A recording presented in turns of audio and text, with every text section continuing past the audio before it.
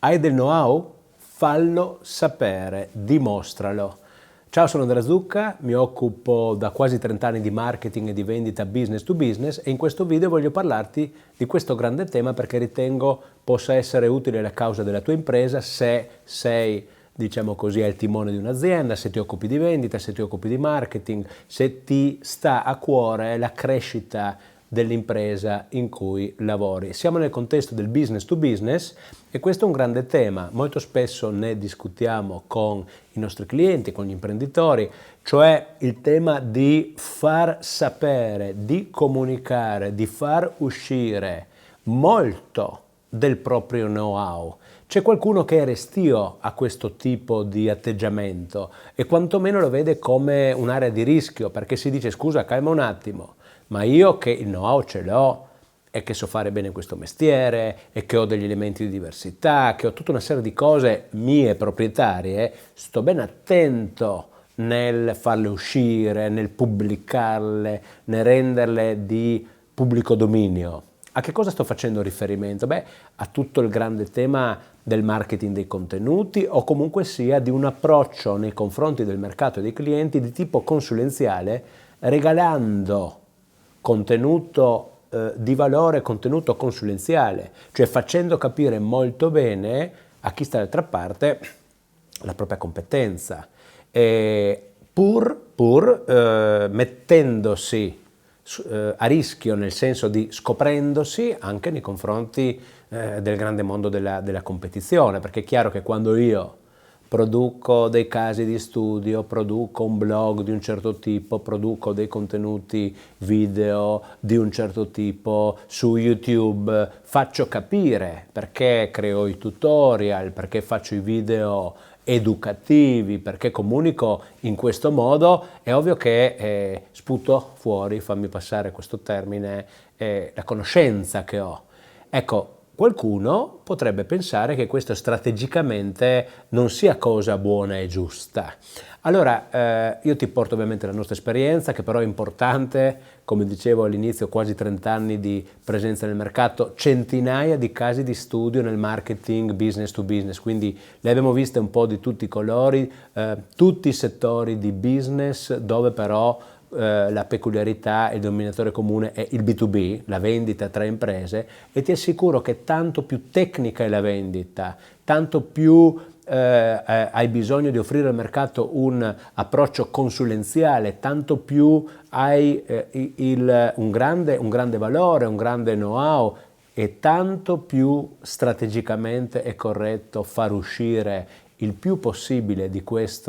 tutto ciò, per il semplice fatto che la difficoltà del mondo è realizzare ciò che poi dopo si ha delineato, si è individuato come soluzione. Quindi il concetto di far sapere al mercato, far sapere ai clienti quale sia la soluzione a quel determinato problema, scoprirsi da questo punto di vista, cioè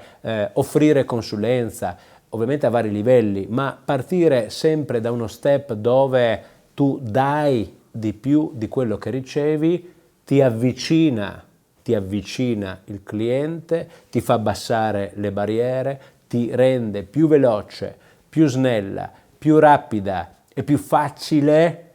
la vita nella vendita. Il percorso per chiudere un contratto diventa agevolato in un'impresa che non fa difficoltà a far uscire fuori dal suo ufficio marketing tutta una serie di contenuti tali per cui chi se ne approvvigiona, chi ne fruisce, capisce che quell'azienda ha un sacco di cose da dire su quel tema, su quella problematica, e questo ovviamente si ottiene l'effetto autorevolezza, si ottiene anche nei confronti di chi non ti conosce un rapido risultato di abbassamento delle barriere, abbassamento della diffidenza, perché mi fai vedere che quel tema lo mastichi, mi fai vedere delle cose che mi fanno capire, anche se non ti conoscevo, che tu sei il medico giusto per me. Quindi ricordati sempre questo tipo di aspetto, è proprio vestiti da medico. Nel B2B 9 volte su 10 vendiamo la soluzione ad un problema E tanto più è complessa la faccenda, tanto più devi avere questo tipo di approccio. Quindi medico, esperto, quindi consulente che delinea al cliente la strada giusta per risolvere il suo problema. Il cliente, anche quello che non ti conosce, anche se non sei un brand, entra nel tuo mondo, viene intercettato dai materiali di marketing, entra nel tuo sito web, entra nel tuo blog, entra nel tuo canale YouTube, vedrà tutta una serie di cose. Vedrai webinar, vedrai tutorial, vedrà gli articoli del blog, vedrà una serie di contenuti che faranno trasparire il tuo brand, faranno apparire il tuo brand come un brand di cui aver fiducia. Ci saranno delle persone che firmeranno questi contenuti, che ci metteranno la faccia. Questo è un ottimo modo per costruire autorevolezza proprio anche a livello di personal branding, di persona fisica. Tutto ciò va fatto. Il cliente poi dopo si convincerà che questa è la soluzione migliore. Se questo tema, se questo concetto lo vedi vicino alla tua causa, vuoi approfondire tutto ciò, non esitare a cliccare il link che vedi in calce a questo video, entri in una pagina web dove puoi richiedere a titolo assolutamente gratuito una consulenza iniziale che ci permetterà di farti capire come il marketing può impattare positivamente nel migliorare la vita della tua impresa. Voglio concludere il ragionamento di questo video quindi dandoti grande tranquillità nel non aver paura di far vedere delle cose che se restano in casa hanno una visibilità decisamente inferiore, ma non è meglio, non è proteggere, tanto se sei copiabile come azienda, lo sei in un modo o nell'altro. Costruire barriere tali per cui la concorrenza abbia difficoltà a replicare ciò che offri tu al mercato è condizio sine qua non per avere grande successo. Ma questo concetto non va in conflitto con il fatto che tu puoi comunque con il marketing della tua azienda fare ciò che va fatto, esternare molto del tuo know-how, della tua conoscenza, del tuo sapere. Quindi parla dei problemi dei tuoi clienti, fai vedere i casi di studio, fai vedere come li hai trattati come azienda, fai vedere dei pezzi del processo, produci tutti quei contenuti che possono essere delle valide pezze d'appoggio per il marketing, per la vendita, per lo sviluppo, per il convincimento, cioè devi creare dei magneti, devi creare degli strumenti che sono degli ottimi catalizzatori, prima dell'attenzione, poi dell'interesse, cioè devi usare degli strumenti che sono molto forti e permettono al tuo cliente, come dicevo prima, di abbassare le barriere della diffidenza, fidarsi di te quando il cliente ha un problema che tu risolvi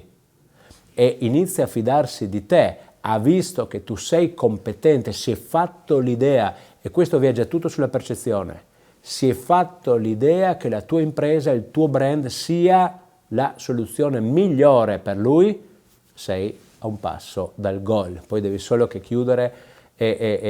ma sei molto vicino ad ottenere l'obiettivo della vendita. Se tutto ciò manca, il percorso è più lento, è più farraginoso, ti perdi tutte quelle situazioni che oggi sono la peculiarità, cioè un'azienda guarda il tuo sito web, guarda il tuo canale social, i tuoi canali social, cioè non ti dà la possibilità di dialogare, ti ha già scartato prima, ok? Se ti ha scartato, lo ha fatto prima, non riesci nemmeno a parlarci, quindi non è che puoi argomentare e sei in una trattativa, perché il cliente ti ha già scartato, non ha visto nei tuoi materiali di marketing l'esperto che cerca. Quindi questo è il concetto su cui volevo approfondire. Quindi abbiamo del know-how, siamo forti e abbiamo delle peculiarità nella conoscenza della materia, facciamolo vedere, facciamolo sapere, dimostriamolo, perché sarà molto più facile vendere. Se vuoi migliorare la vita della tua impresa e vuoi farlo grazie al marketing, hai, come dicevo prima, un link dove puoi facilmente raggiungerci, alza la mano, chiedi la nostra opinione, step numero 1 del tutto gratuito e senza impegno, sentirai la voce di chi da ormai quasi 30 anni si occupa di questi temi e ha aiutato moltissime imprese nel scalare il loro business e diventare sempre più forti.